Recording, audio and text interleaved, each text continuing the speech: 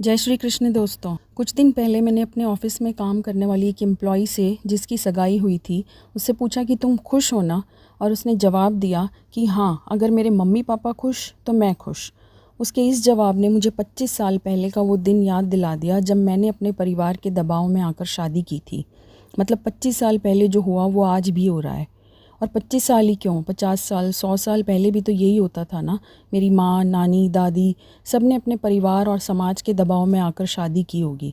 मैं ये नहीं कह रही कि सब लड़कियाँ ही मजबूर होती हैं या दबाव में आकर शादी करती हैं। खुश भी होती हैं बहुत सारी लड़कियाँ। और ना ही मैं ये कह रही हूँ कि माँ बाप अपने बच्चों का बुरा चाहते हैं या वो गलत रिश्ता देखते हैं। माँ बाप अपनी तरफ से द बेस्ट ही करते हैं। लेकिन जब ये सब कुछ फोर्सफुली किया जाता है ना, लड़की हो या लड़का, उन पर किसी भी तरह का दबाव डालकर शादी के लिए मजबूर करना गलत है। इमोशनली ब्लैकमेल करना, इज़्ज़त की दुहाई देना, पैसे का लालच दिखाना या समाज में दबाव बताना, या फिर सिर्फ अपने अहंकार की वजह से माँ बाप कई बार अपने बच्चों की इच्छा, खुशी, राय सब कुछ दरकिनार कर देते हैं।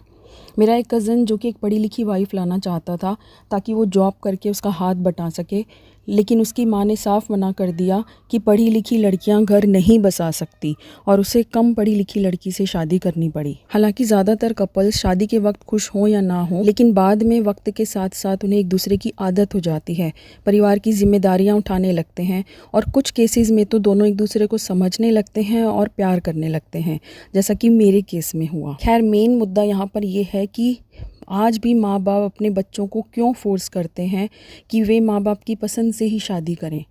देखिए, समय के साथ लोगों का ना पेशेंस और एडजस्टमेंट करने की भावना ख़त्म हो रही है। ऐसे में हम क्यों बच्चों को उनकी मर्ज़ी से नहीं चलने दे सकते।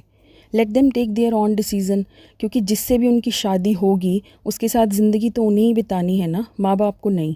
अमीर हो या गरीब, गोरा हो या काला, इंडियन हो या वेस्टर्न हो, चाहे जो भी हो आपके बच्चे की पसंद, उन्हें फ़ैसला लेने दीजिए।